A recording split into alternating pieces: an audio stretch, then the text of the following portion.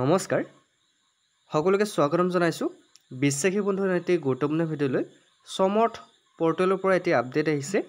আপোনালোকে গমে পাইছে যে বিএ বিএসসিৰ এডমিশন চলি আছে আপোনালোকে যদি এডমিশন ল'ব বিচাৰে তেনেহলে চৰকাৰে এটা পৰ্টেল মুকলি কৰি দিছে যাৰ নাম হৈছে সমৰ্থত যদি আপোনালোকে এডমিশন লৈছে তেনেহলে গম পাব যে আপোনালোকে মই অলৰেডি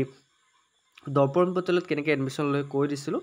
ইয়াৰ মাজতে বহুতো ষ্টুডেন্ট ৰৈ গৈছিল যে দৰ্পণ পৰ্টেলত এডমিশন ল'ব নোৱাৰা তেওঁলোকে এডমিশন ল'ব পৰা নাছিল বিভিন্ন ধৰণৰ ইনষ্টিটিউটত কিন্তু তেওঁলোকক মই এটা উপদেশ দিছিলো যে আপোনালোকে ডাইৰেক্ট ইনষ্টিটিউটত যাব কাৰণ কিয় হৈ যায় বহুতো ষ্টুডেন্টে গম নাপায় যে অনলাইন এডমিশন কেতিয়া হৈছিল বা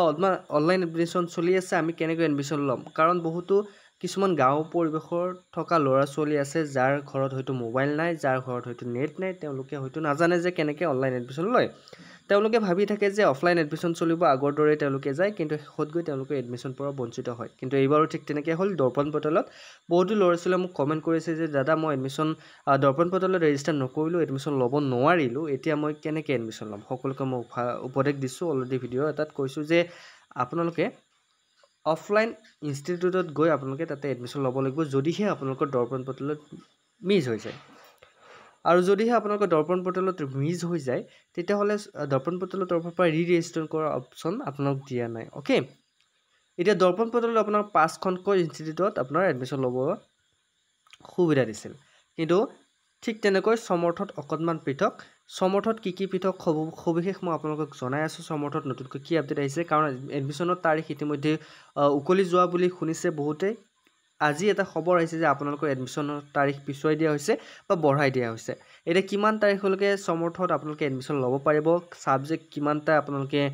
কেনেকৈ সিলেক্ট কৰিব এডমিশনৰ সবিশেষ ডিটেইলছ মই আপোনালোকক এইটো ভিডিঅ'ত কম তাৰ কাৰণে আপোনালোকে ভিডিঅ'টো শেষলৈকে চাব আৰু যদিহে আমাৰ বিশ্বাসী বন্ধু চেনেলত আজি প্ৰথমবাৰ নতুন আহিছে চেনেলটো সাবস্ক্ৰাইব কৰি দিবলৈ নাপাহৰিব এতিয়া আহকচোন আমি সমৰ্থ পৰ্টেলৰ যিটো মেইন ৱেবছাইট আছে তালৈকে যাওঁ আমি সমৰ্থ পৰ্টেললৈ আহিলো এই পৰ্টেলত আপোনালোকে গমে পাইছে যদিহে আপোনালোকে অলৰেডি ৰেজিষ্টাৰ কৰি আছে তেনেহলে আপোনালোকে ইয়াতে লগইন কৰি আপোনালোকৰ ইনষ্টিটিউটসমূহ সিলেক্ট কৰিব লাগিব আৰু যদিহে আপোনালোকে সমৰ্থ পৰ্টেলত আগতে এপ্লাই কৰা নাই তেনেহলে আপোনালোকে ইয়াতে আহি নিউ ৰেজিষ্ট্ৰেচনত আপুনি এপ্লাই কৰিব লাগিব সো আপুনি নিউ ৰেজিষ্ট্ৰেচন আহি ইয়াতে কেনেকৈ কি লাগিব সবিশেষ ইয়াতে লিখি দিছে তেওঁলোকে আপোনালোকে ভালকৈ পঢ়ি চাব আৰু ইয়াতে কি দিছে তেওঁলোকে এটা কথা আপোনালোকক মেনশ্যন কৰি দিছে আপোনাৰ যেটো এডমিশনৰ তাৰিখ সেই তাৰিখ আপোনালোকৰ পিছুৱাই দিয়া হৈছে কিমান তাৰিখলৈ পিছুৱাই দিয়া আছে কৈ আছো তাৰ আগতে আপোনালোকে এটা কথা মন কৰক যদিহে আপোনালোকে সমৰ্থ পৰ্টেলত আপুনি কলেজত এপ্লাই কৰিব বিচাৰিছে মিনিমাম আপুনি 4খন কলেজত আপুনি ইয়াতে এপ্লাই কৰিব পাৰিব মিনিমাম 4খন আৰু তাৰ পিছত আপোনালোকে ৱেটিং লিষ্ট বা শৰ্ট লিষ্ট কৰিব শৰ্ট লিষ্ট মতে আপোনালোকে যেনেকৈ দৰ্পণ পৰ্টেলত আপোনালোক সিলেকশ্যন কৰিছিল ঠিক তেনেকৈ সিলেকশ্যন কৰিব কিন্তু ইয়াতে আপুনি সাবজেক্ট গোটেইখিনি ডিটেইলছ আপুনি ভালকৈ ভৰাব লাগিব ফিলআপ কৰিব লাগিব তাৰ পিছতহে আপোনালোকৰ বাকিখিনি প্ৰসেছ আৰম্ভ হ'ব যদিহে আপোনালোকে সমৰ্থ পৰ্টেলত বহুতৰ এটা প্ৰবলেম হৈছে যে যদিহে আপুনি সমৰ্থ পৰ্টেলত ইনষ্টিটিউট সিলেক্ট কৰি কেনে সাবজেক্ট সিলেক্ট নকৰি আপুনি ওলাই আহে তাৰ পিছত কি হ'ব যদিহে কোনোবা নজনা ব্যক্তিয়ে তাতে আপুনি অনলাইন এপ্লাই কৰিবলৈ যায় তেখেতে যদি ইনষ্টিটিউটখনত সিলেক্ট কৰিব বিচাৰে অলৰেডি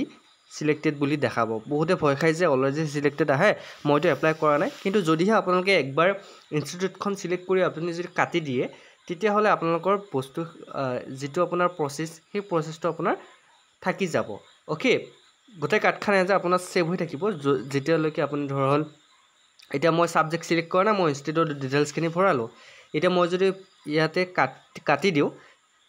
জৰ পৰা এৰিম তাৰ পৰা আৰম্ভ হ'ব কিন্তু বহুতে ভয় খাই যায় যে মোৰ ইনষ্টিটিউটটো মই তো কাটি দিছিলো মইতো সেভ কৰা নাছিলো সাবমিট কৰা নাছিলো কিন্তু অলৰেডি ৰেজিষ্টাৰ্ড বুলি কিয় দেখায় কিন্তু এটা কথা আপোনালোকে মন কৰিব লাগিব যদিহে আপোনালোকে ইনষ্টিটিউটখন কাটি দিয়ে বা অলৰেডি সাবমিট বুলি দেখাই থাকে তথাপিও যদি আপোনালোকে সাবজেক্ট বুলো যদি সিলেকশ্যন নকৰে তেনেহলে আপোনালোকৰ ফৰ্মখন ৰিজেক্ট হ'ব হেতু কথা মন ৰাখিব আৰু ডেট কিমান দিনলৈ বঢ়াই দিছে বুলি আপোনালোকে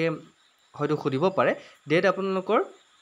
আজি হল 2 তাৰিখ আপোনাৰ 4-5 তাৰিখলৈকে ডেট বঢ়াই দিছে 5 তাৰিখলৈকে আপুনি এডমিশন ল'ব পাৰিব সো নটিফিকেশন মই আপোনাক দেখুৱাই আছো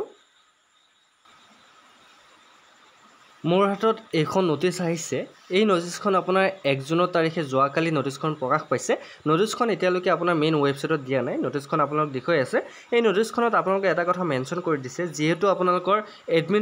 এডমিশনৰ তাৰিখটো আপোনালোকৰ আগতে 2 তাৰিখ আছিল এতিয়া এডমিশ্যনৰ তাৰিখটো আপোনালোকৰ ইয়াতে বঢ়াই দিয়া আছে ইয়াতে লিখি দিছে যে 27 মে'ৰ পৰা 5 তাৰিখৰ ভিতৰত আপোনালোকে এডমিশ্যনৰ প্ৰগ্ৰেমটো এক্সটেণ্ড কৰা হৈছে আগতে 2 তাৰিখ আছিল এতিয়া আপোনাৰ 27 তাৰিখৰ পৰা মে'ৰ 5 তাৰিখ জুনৰ 5 তাৰিখলৈকে আপুনি এডমিশ্যন কৰিব পাৰিব আৰু 3 দিন আছে আপোনালোকৰ হাতত তাৰপিছত কাৰেকশ্যনৰ যদি প্ৰচেছ আপোনালোকক দিব কাৰেকশ্যন কিবা যদি ভুল হৈছে আপোনালোকে কাৰেকশ্যন কৰিব পাৰিব 6 তাৰিখৰ পৰা 7 তাৰিখৰ ভিতৰত এই নটিফিকেশ্যনখন মই আপোনালোকক দি দিম তাৰ আগতে আপোনালোকে এটা কথা মন কৰিব আপোনালোকক ইয়াতে কি লিখা আছে আপোনালোকে চাই লওক in view of the natural climate in many parts of the state of Assam is the affected of cyclone Remal the undersigned is direct to communicated that the government of Assam, the higher secondary department, has decided to extend the timeline of filling application in Assam State Higher Education Portal. So, আপোনালোকে গম পাইছে যে আমাৰ অসমত এটি Remal নামৰ আপোনাৰ এটি প্ৰকাণ্ড আপোনাৰ ঘূৰ্ণীবতাহ ৰেমালৰ নামত বহুতো ধ্বংস হৈছিল তাৰ বাবে চৰকাৰে এই সিদ্ধান্ত গ্ৰহণ কৰিছে যে ৰেমালৰ বাবে যেহেতু স্কুল কলেজসমূহ কিছুমান বন্ধ হৈ আছে কিছুমান বহু ঠাইত ধ্বংস হৈছে ল'ৰা ছোৱালীবিলাক পঢ়িব পৰা নাই ল'ৰা ছোৱালীবিলাক ক'তো যাব পৰা নাই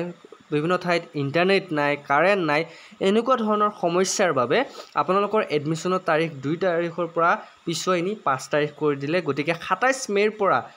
5 জুনলৈকে আপোনালোকে এডমিশ্যন কৰিব পাৰিব তাৰপিছত আপোনালোকে এডমিশ্যনৰ কাৰণে এপ্লাই কৰিব পাৰিব তাৰপিছত যদি আপোনাৰ কিবা ফৰ্মখনত ভুল হৈ থাকে সেই ভুল আপোনালোকে 6 তাৰিখৰ পৰা 7 তাৰিখৰ ভিতৰত আপোনালোকে কাৰেকশ্যন কৰিব পাৰিব তাৰপিছত কলেজৰ প্ৰচিডিউৰ আছে আপোনালোক সিলেকশ্যন কৰিব তেওঁলোকৰ কাৰণে অলৰেডি ডেট দি থৈ দিয়া আছে এনেকৈ ষ্টেপ বাই ষ্টেপ আপোনালোকৰ এডমিশ্যনসমূহ হ'ব ইয়াৰ মাজতে মোক বহুতে কৈ আছে যে বহুতে সোধে যে আপুনি এনেকুৱা ধৰণৰ আপডেটবোৰ ক'ত পায় বা আপোনাক অফিচিয়েলি ডাইৰেক্ট জনায় নেকি বা আপুনি ডাঙৰ মানুহ নেকি আপুনি কিবা নেকি এটা কথা মন কৰক বন্ধুসকল আপোনালোকৰ সহায়ৰ বাবে বিশ্বাসী বন্ধু চেনেলটো বনাইছোঁ যিবোৰ খবৰ আপোনালোকে সাধাৰণতে গম নাপায় সেইবোৰ খবৰ আমি আনিবলৈ ট্ৰাই কৰোঁ আপোনালোকক দিবলৈ ট্ৰাই কৰোঁ যদিহে কিবা বেয়া পায় কৈ দিব নিশ্চয়কৈ আমি আপোনালোকৰ কাৰণে যিহেতু সহায়ৰ এটা মনোভাৱ লৈ আমি ভিডিঅ' বনাওঁ সেই মনোভাৱটো বাদ দিম অ'কে আমাৰতো কোনো প্ৰয়োজন নহয় আপোনালোকক এনেকুৱা ধৰণৰ খবৰ দিবলৈ কিন্তু এটা কথা মানুহে মানুহৰ বাবে বিশ্বাসী বন্ধু যিহেতু নাম লৈছোঁ সকলোৰে কামত আহিবলৈ আমাৰ বন্ধুত্ব যাতে এনেকৈ বজাই ৰাখিব পাৰোঁ তাৰ বাবে কিবা এটা সহায় কৰিবলৈ মানুহক এই চেনেলটো মই ক্ৰিয়েট কৰিছোঁ গতিকে সকলোৰ সহায়ক তাৰ পৰিপ্ৰেক্ষিতত মই এই চেনেলটো আনিছোঁ মোৰ কোনো স্বাৰ্থ নাই ইয়াতে বহুতে ভাবিব বহুতে সোধে যে আপুনি ইউটিউবৰ পৰা কিমান টকা পায় কিমান কি পায় একচুৱেলি মই টকাৰ কাৰণে কাম কৰা নাই আৰু ভৱিষ্যতেও নকৰোঁ আজিলৈকে মই যিবোৰ ষ্টুডেণ্টক ফ্ৰীলি কোৰ্চ কৰাইছোঁ ফ্ৰীলি দি আছোঁ তাৰ পৰা 1 টকা মই বিচৰা নাই চ' ভৱিষ্যতে যাতে মই কাৰোবাৰ পৰা বিচাৰিব লগা নহয় যাতে মই আনক দিব পাৰোঁ এইখিনিয়ে মনোবৃত্তি লৈ মই আগবাঢ়িছোঁ সকলোৱে মোক ক্ষমা কৰিব যদি কিবা ভুল হয় যদি কিবা বেয়া পায় নিশ্চয়কৈ কৈ দিব মই আপোনালোকৰ কাৰণে ভিডিঅ' নবনাওঁ অ'কে কিন্তু কমেণ্টত বেয়া গালি নিদিব কাৰণ আপোনাৰ ব্যৱহাৰে আপোনাৰ পৰিচয় হয়নে মই এই আপডেটটো আপোনালোকে লৈছোঁ আজি নটিফিকেশ্যন দেখুৱাই দিছোঁ কেতিয়াবা মই ভিডিঅ'ত আপোনালোকৰ নটিফিকেশ্যন নিদিওঁ খাওঁ ডাইৰেক্ট আপডেটটো দি দিওঁ তাতে বহুতে কি কমেণ্ট কৰে যে তই আপডেট ক'ত পালি তই কেনেকৈ যোৱাকালি মই এটা ভিডিঅ' দিছিলোঁ যে আপোনাৰ ADRE যিটো এক্সাম আপোনাৰ জুলাই মাহত হ'ব বহুতে কি কমেণ্ট দিছে যে তই নটিফিকেশ্যন ক'ত পালি নিশ্চয়কৈ আপোনালোকে যেতিয়া এক্সাম হ'ব নিশ্চয়কৈ গম পাব মই নক'লে হ'ব চ' যিসকলে গম পায় সাধাৰণ মুখ্যমন্ত্ৰী ডাঙৰীয়াই ঘোষণা কৰাৰ কথা মই আপোনালোক ডাইৰেক্টলি কৈছোঁ চ' এনেকৈ ক'লে বেয়া লাগে তাৰ মাজতো আপোনালোকৰ কাৰণে ভিডিঅ' বনাই আছোঁ কাম কৰি আছোঁ যদিহে কামত কিবা বেয়া আছে ক'ব ডাইৰেক্টলি ক'ব বেয়া নাপাওঁ কিন্তু অশ্লীল শব্দ ব্যৱহাৰ নকৰিব অ'কে আজিলৈ মানে অন্য এটা ভিডিঅ'ত লগ প্ৰতিশ্ৰুতিৰে জয় হিন্দ জয় অসম